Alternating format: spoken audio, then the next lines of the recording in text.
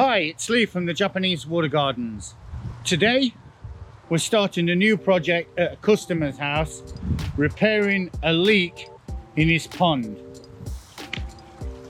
So this pond has been built about 35 years and it was done in concrete. On a couple of occasions we've been and they've painted the concrete again, but it just keeps falling off and flaking off. So the customers decided the best thing for us to do is to completely empty it, and rather than painting it again, we're going to install a big liner into it. It's actually quite a big pond this. The liner that we've had to get is about 10 meters by 10 meters, 30 foot by 30 foot, and it's quite a heavy lump. There's the liner. When it was delivered, it was so heavy, could hardly get it out of the van. So I had to back the van up here and just roll it straight out the back. The liner we're using is a really good quality rubber liner. It's surprising how heavy this stuff is, but you'll see that going in later in the video. Right, so the first thing that we're going to have to do is get this pond emptied and do something with the fish. So we managed to get these two large tanks. Got two tanks here.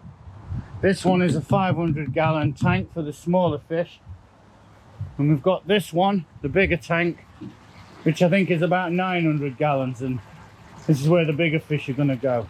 So at the moment we're just pumping that pond down and we're discharging the water into these vats, so we'll have somewhere to put the fish.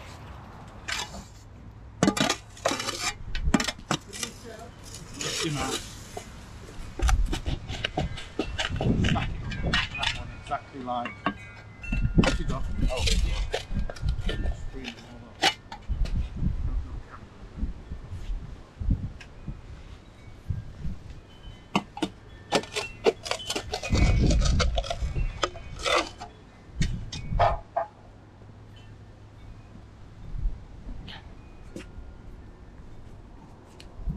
So it's a big old pond this.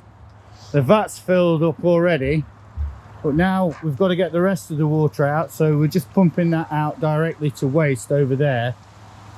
In the meantime, we've started lifting some of these edging stones. Fortunately, they're coming up pretty easy with a shovel and James's help. Don't forget, James, you've got to stack them on the right pile. So what we're doing is we're putting all them stones over here in neat pile, and you are keeping them in the right order, James, aren't you? Yeah, he's not listening. Hopefully they're all going to be in the right order when we need them again next week to put them back down. I think he's giving me the impression that he wants me to help. Do you want me to help you lift that, James? Yes, please. Yeah, speak up else you won't be on the video. Yes, please. Slide it back. Slide it back.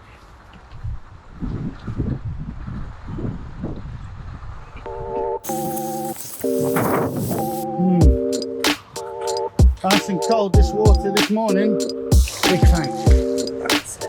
Brass carp this one.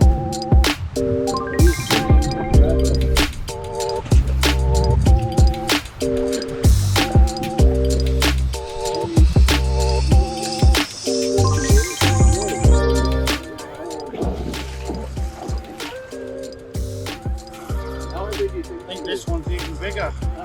This must be the biggest one.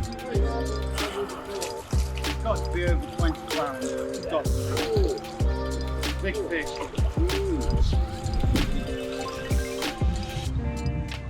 So this pond has got quite steep sloping sides, and that's made getting in here a bit dangerous.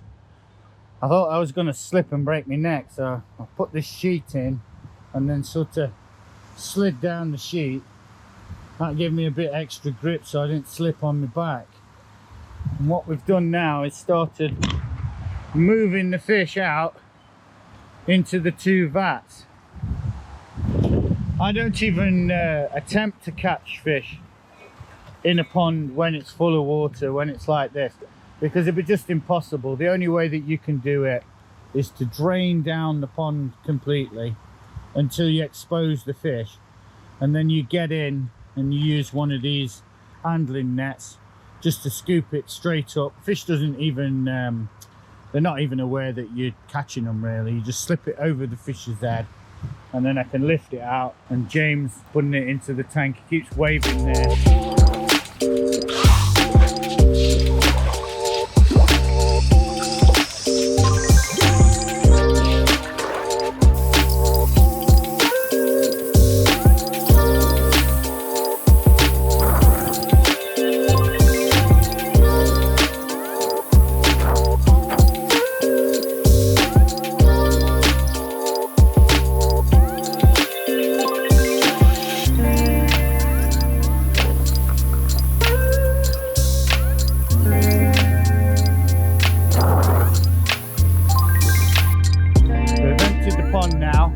We didn't bother getting the last dredges of water out that bottom because it is going to chuck it down with rain tonight and we'll be back to square one.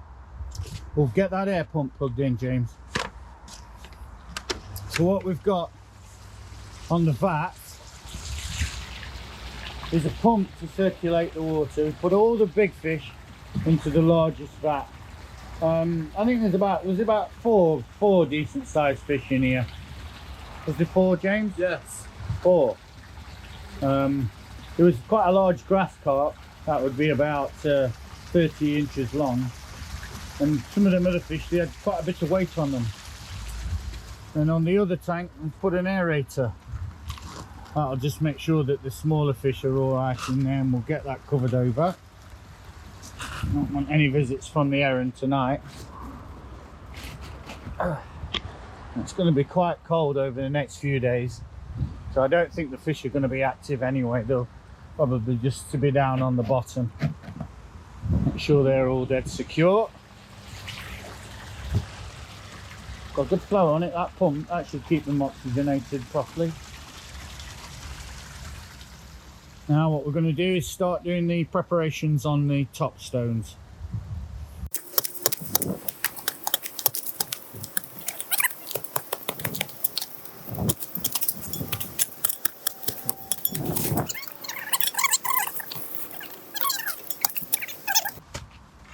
Go on, chop it harder.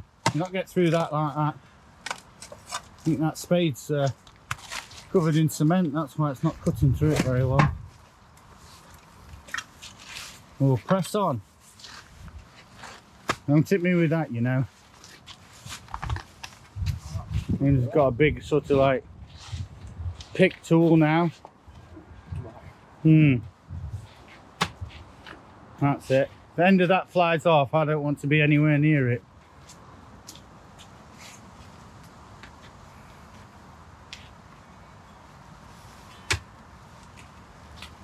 Just do it in small sections, chop it, little bit at a time.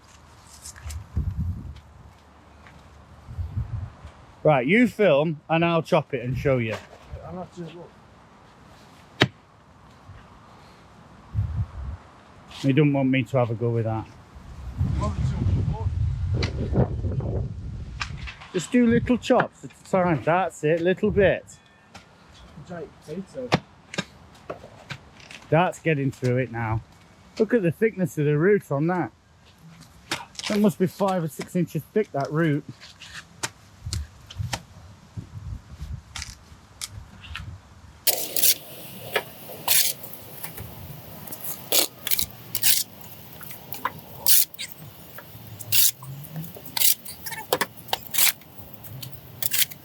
Now James thinks he can push this boat. Oh my god, I think, yeah, he could. I thought he was going to end up flat on his face when he tried to get up there. You see, James is 18 and he knows everything. I'm 50 and I know next to nothing.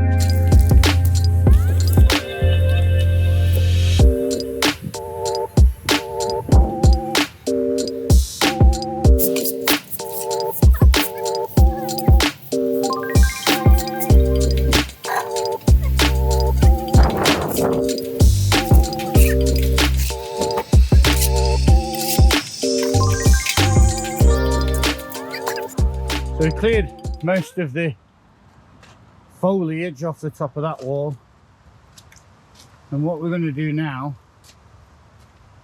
is we're going to measure how long this wall is, and then we're going to work out whether we can use, got quite a lot of natural stone and things around here that the customer's happy for us to use to build up this wall, or we might have to bring some blocks in.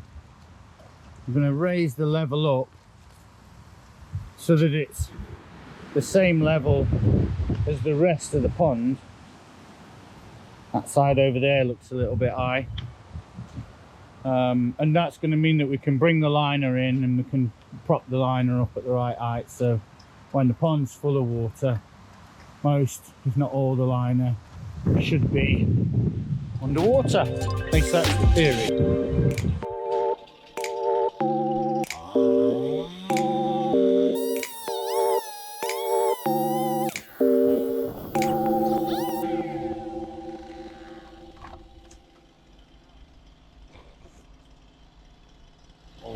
Days. So what the customer has decided to do is remove this tree here. That's going to bring a lot more light into the pond.